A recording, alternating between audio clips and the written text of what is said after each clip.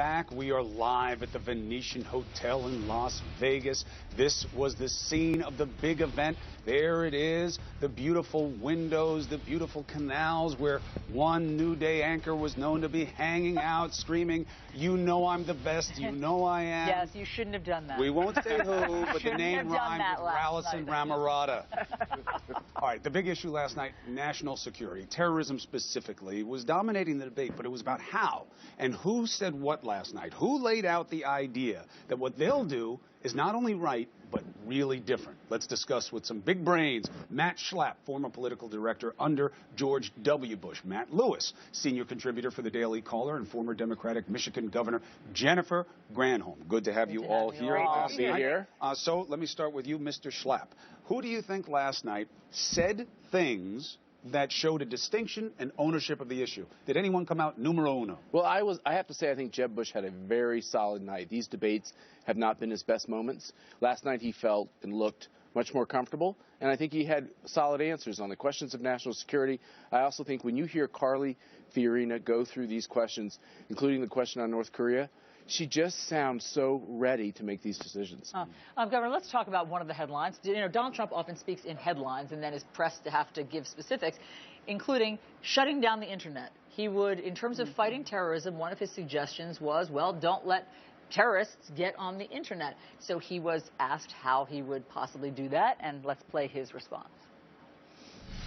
ISIS is using the Internet better than we are using the Internet, and it was our idea. What I wanted to do is I wanted to get our brilliant people from Silicon Valley and other places and figure out a way that ISIS cannot do what they're doing. You talk freedom of speech, you talk freedom of anything you want. I don't want them using our Internet to take our young, impressionable youth.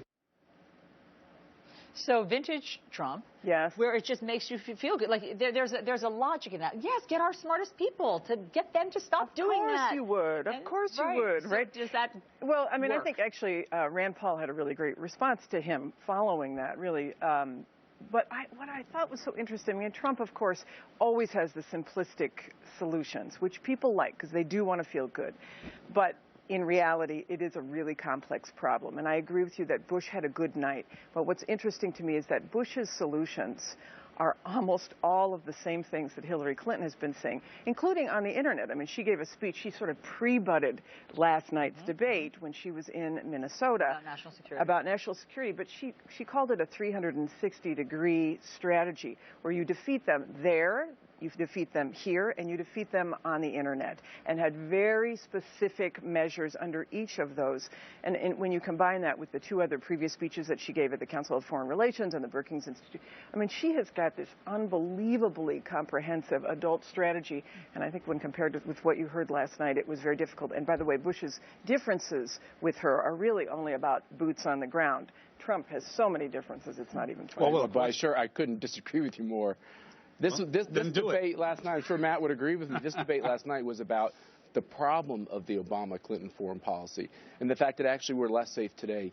At least Americans feel that way. And look at Obama's approval ratings this morning. What Bush is saying that's different. What any of them are saying that what Obama's already doing. How about our enemy fears us? And I think that's been the biggest change in what's happened on the world scene. But how about I want Matt to be able to using language that stokes our enemy into making us the recruiter, which is what they were doing by more mentions of, It's not America's fault that ISIS is trying to destroy. Well, I mean, you need to have allies. You need Muslim allies with you on the ground. And that's what Jeb Bush said. Yeah, right. He said that. But then the language that they are using, the insulting language that they have against allies that we want to recruit to be able to put boots on the ground. All right, hold on a second.